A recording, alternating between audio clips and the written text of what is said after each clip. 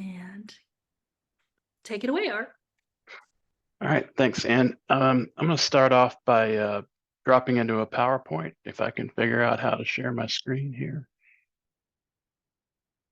Okay, so as I was saying, and nobody could see what I was talking about, so xACTION, if we have completion of multiple education programs and multiple learning events, xACTION can create a badge because it can receive statements from multiple different sources, compare them to rules, and if all of the rules are met for a trigger action to take place, it can call out to a digital badge system.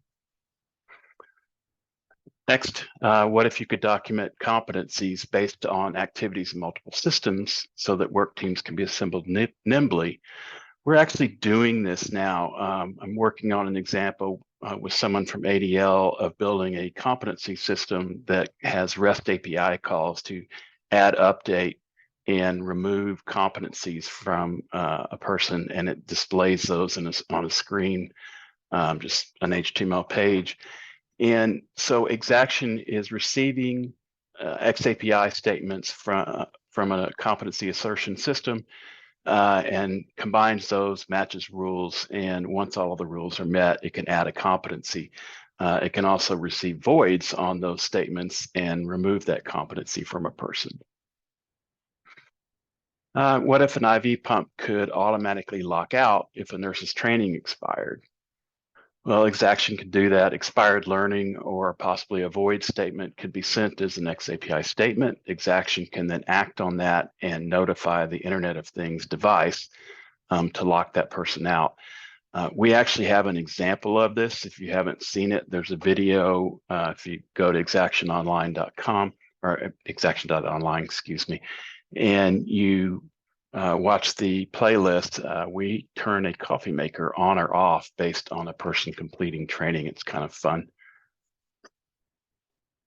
What if you could eliminate noise in a transactional LRS by forwarding the xAPI statements that you care about to an authoritative LRS?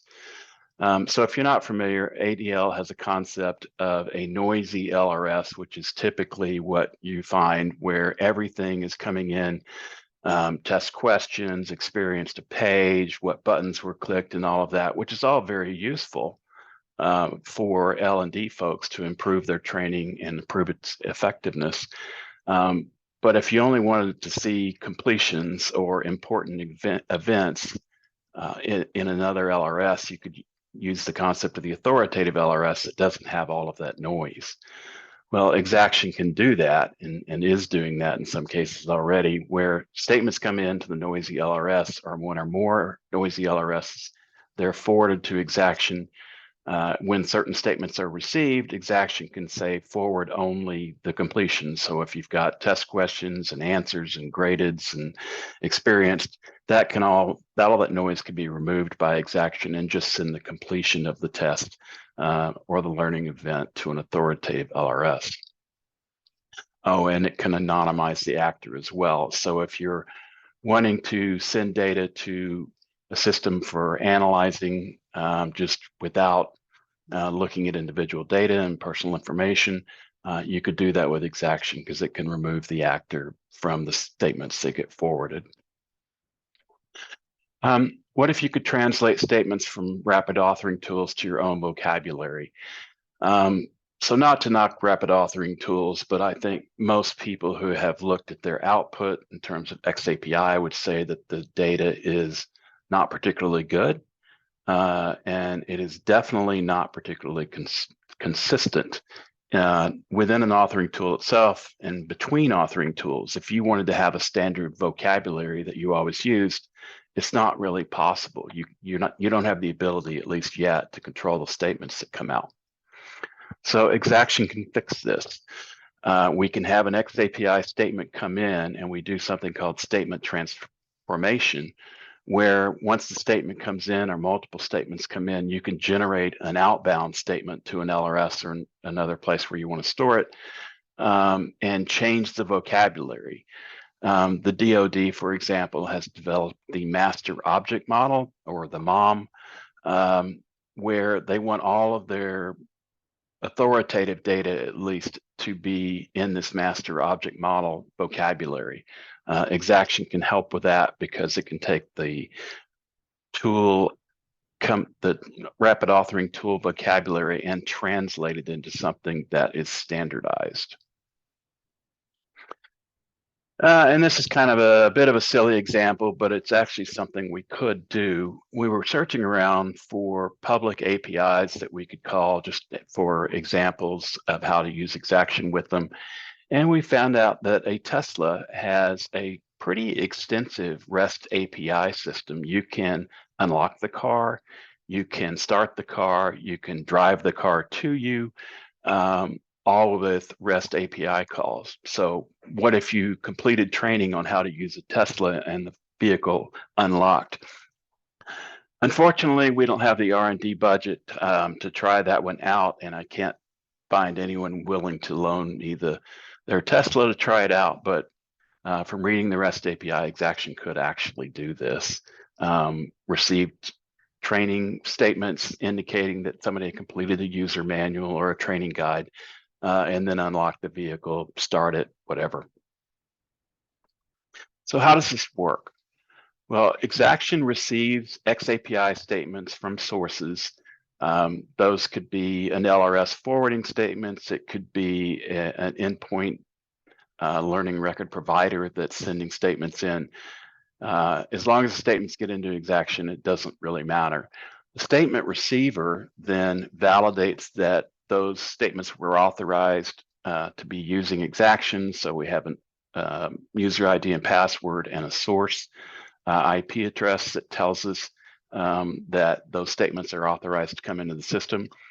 And then they go through a pattern matching engine that will match the statements to rules. When a rule is met for a particular actor, we record that in the application and determine if all the rules are met. If all the rules are met for a particular trigger, then we fire all of the outbound actions. And again, those can be REST API calls, they could be statement forwards, or they could be statement transformations. So in the REST example, the system that you're sending REST calls to don't need to understand anything about xAPI. It could be any third-party REST API, so something from like an HRIS or a learning management system that you want to put a record in. So an example is a student completes all the training in a learning path, and xACTION notifies the HRIS system via REST API. So maybe that HR system keeps a record that they completed certain curriculums of certain degree programs, any API that they have to record information about a student. And in the statement forwarding, within an ecosystem, you may have a noisy and an authoritative LRS, which is cleaned up data. xACTION can receive a bunch of statements, and once all of the statements are matched, it can forward a statement of your choice to an authoritative LRS, and they can be anonymous. In statement transformation, similar between a noisy and an authoritative, we can translate the vocabulary like the master object model that we spoke about a few minutes ago, and ensure that the authoritative LRS receives only the vocabulary that is standardized in a way that's been defined by the organization, and the statements can be anonymous. It's important when we look at the xACTION demo that we're going to look at in a minute that the system consists of triggers, one or more triggers, and each trigger has one or more rules. And then once all of the rules are met, one or more outbound actions can be fired. And we'll see an example of that when we get into the system. Our extended example during this demo will be during the pandemic, we had a customer create a lot of VR for regulatory training. So things that they are required to do by law, they weren't able to do because they couldn't gather. So they created VR to do that. But the completion record, because it was regulatory training, needed to end up in the LMS. There was just no chance that like an OSHA inspector was going to go digging through xAPI data. It's just too verbose for them to do that, and they wanted the record of completion to be in the LMS. So we helped them implement xAPI in their Unity projects, and then we use xACTION to then give credit for completion of that training. And that's the example we're going to be looking at. So with that, I'm going to switch over to triggers. Duncan, can you tell me that that's showing up? I can indeed. It is showing up. Oh, fantastic. I want to go through that again. So this is the example that we were talking about, the give course credit, and naturally my logon has timed out. That's okay. Actually, I'm going to start with services as a concept. So in the example that we were talking about with giving credit in the LMS, we happen to own the LMS in this case, which is lucky, but it doesn't need to be our LMS. It just doesn't matter as long as it has APIs. But all of our APIs are at a common endpoint. So if we're going to call the API multiple times and call multiple functions in there, we don't want to rekey all of this data in over and over and over again. So we have a concept called services that basically saves us from having to type a bunch of data over and over again that's repetitive. So we have the default endpoint. It's always going to want JSON data in the payload, so we set that. And then we have properties that will always be part of that service. So in our case, the APIs always have this authorization information, the customer ID, customer password, the particular user ID, and the user password. And they're in an auth section, and I'll show you what that means in just a sec. In addition, most of our APIs, because we're an LMS, have something to do with a course in the system, and so there's going to be a course primary key or primary identifier. And this is set up as an auto add property. So when I create an action based on this service, it will automatically add this property to the outbound calls. And all I have to do then is key in the value for the particular action that I'm taking. So what course am I trying to give credit for example? And the properties, we can actually take a look at what they're going to look like in the payload. So the auth is a section, and it contains these properties, and they're consistent across all of the calls to this API. So I don't want to key them in over and over again. Now you'll notice that the course primary key is not there. That's because it's an auto add property, and it will be part of the action and not necessarily part of the service other than as a time saver. You can also add in default headers. And so these are always going to be posts because we're updating data. So you go ahead and put it in here once, and you don't have to do it again. It will be pulled by the action into the outbound calls. Now let's look at the triggers. So the first one, our example was about giving course credit. All I have to do is give it a name here, and I can give it a description. There's also a days allowed capability, which means once the person starts meeting the rules, the actor starts meeting rules, they have 90 days to meet all the rules, or they have to start over. Or you can just clear that out, and they can take as long as they want to meet all of the rules in order to get the trigger to fire. Now, a rule looks a lot like parts of an xAPI statement, because that's what it is. We're trying to match the inbound statements to these properties. So if a statement comes in that has a completed verb, and it our case is for a particular lesson, is the object identifier, and the activity type is this one here, a lesson, then it meets this part of the rule. Also, we're saying that it's a completion verb, so we want the completion property to be set to true. This is just sort of along the lines of how CMI5 handles that. So we just did the same. And you can also put in a duration. You can put in a score greater than or equal to a particular value, less than or equal to a particular value, and so on. You can also have context activities that are required to be present in order for the rule to be met. So you've got all of your context activity types here that are defined by the xAPI spec. And I'm saying I'm looking for this particular value in the other category of context activities in order to match this rule. Lastly, you can add extensions. We allow extensions for objects and results and context, same way that xAPI does. Here, we're looking for an object extension that is got this IRI and a particular value of the field or the extension value.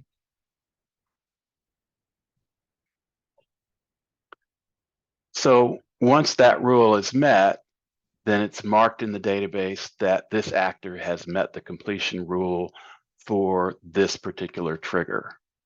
In addition to the completion, we're looking for a passed statement. I've got a passed statement here. I want that verb IRI. I want the score to be greater than or equal to 90%.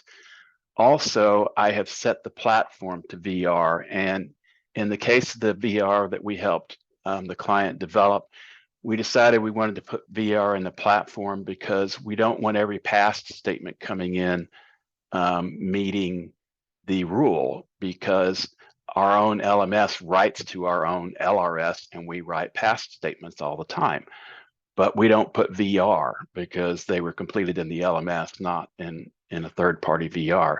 So that will distinguish it from other statements coming in so we know exactly what statement we're acting on and where it came from.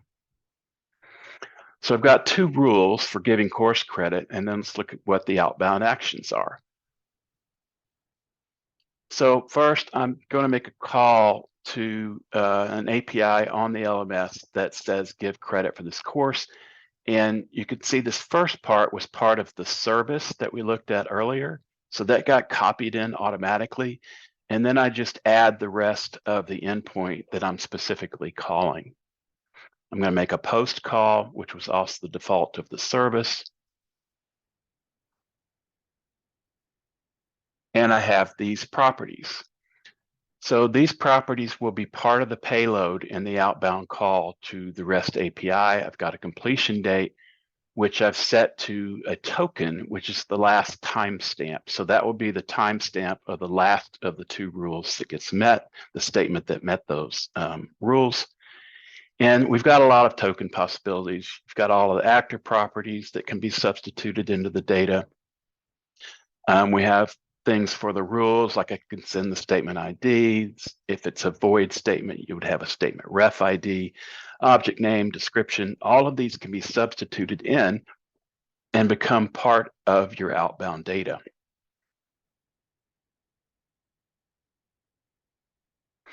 You can also just key in values. So if you don't use tokens, you can just key the value in as an integer, number, or string or Boolean.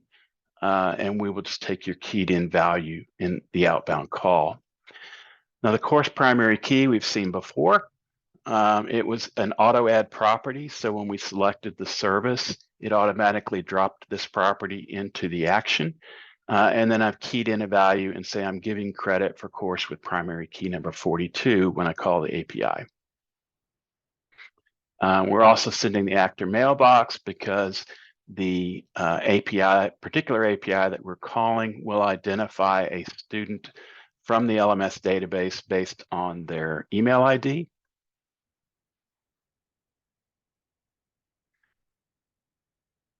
And so I can see now the completed list of properties for the API that we're calling.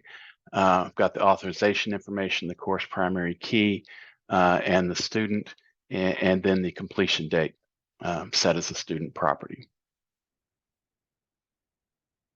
You can also do a statement forward, so you can have multiple outbound actions for a given trigger. So if I wanted to forward this to another LRS, I would add a statement forward, and then you just pick the rule that would be met by a statement coming in, and it will forward that particular statement that came in. So I'm saying forward the completion statement to another LRS, but I'm anonymizing the data. And the LRS that it would send to is set here.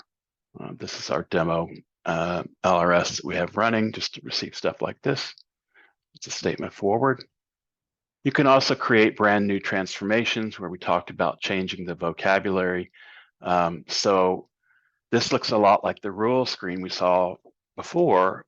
We're building a statement based on either data that we key in here or based on statements that met particular rules. So for example, I'm sending a completed statement, but I'm just going to take the IRI, the display and the language that came with the statement coming in that met the rule. So I'm saying grab the verb information from the statement that met this rule. On the other hand, I'm changing the object to be a particular track, conference track, and I've given it an activity type. So I could either pick from a rule and match a statement coming in, or I can key in my own values.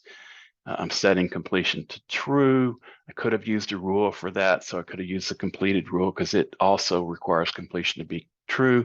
I can set the duration here, or I can just use the duration for something coming in, the statements coming in.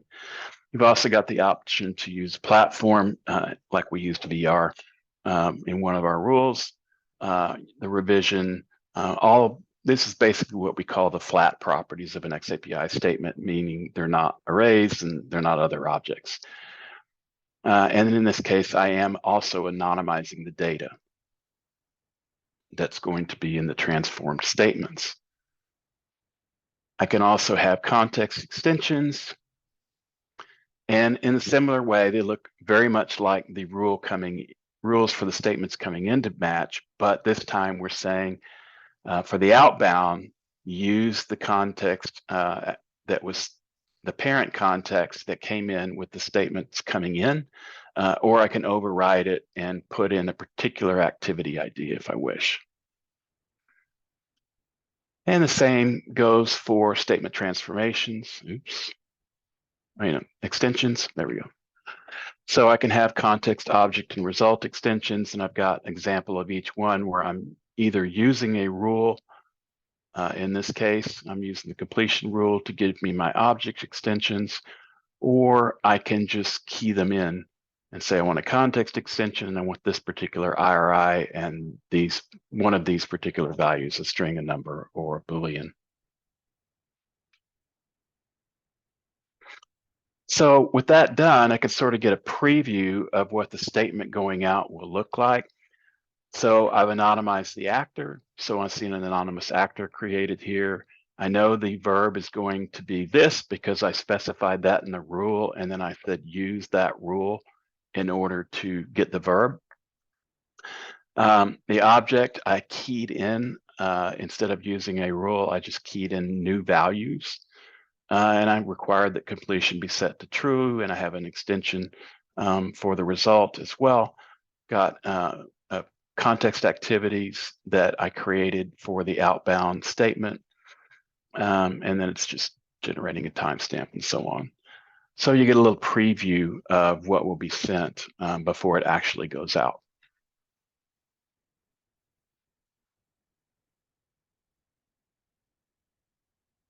I'll just do one more example that's a little bit more extensive. So we built a little resume system. As I mentioned, we're working with someone from ADL on building a sort of competency page that has a list of the competencies that someone has achieved.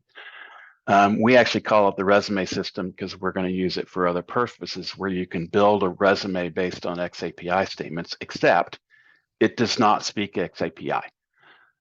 So in this case, we're going to add a skill. So there's different sections of the resume system and they're dynamic. We can create them on the fly, but we have a skills section.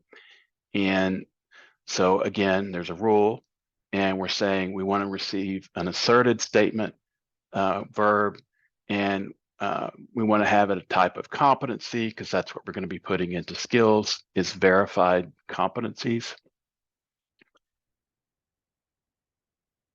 Don't have any of those, but I do have extensions.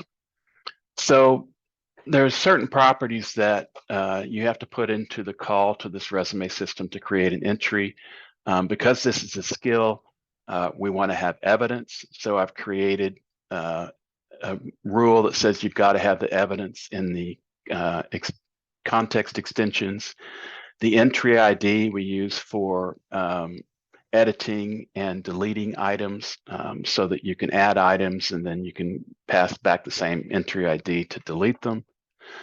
And then I've got an end date, because in our particular case, we're going to have a start and an end date for the skill before it has to be recertified. And in the outbound actions to add a skill to the resume, we've got quite a lot of properties.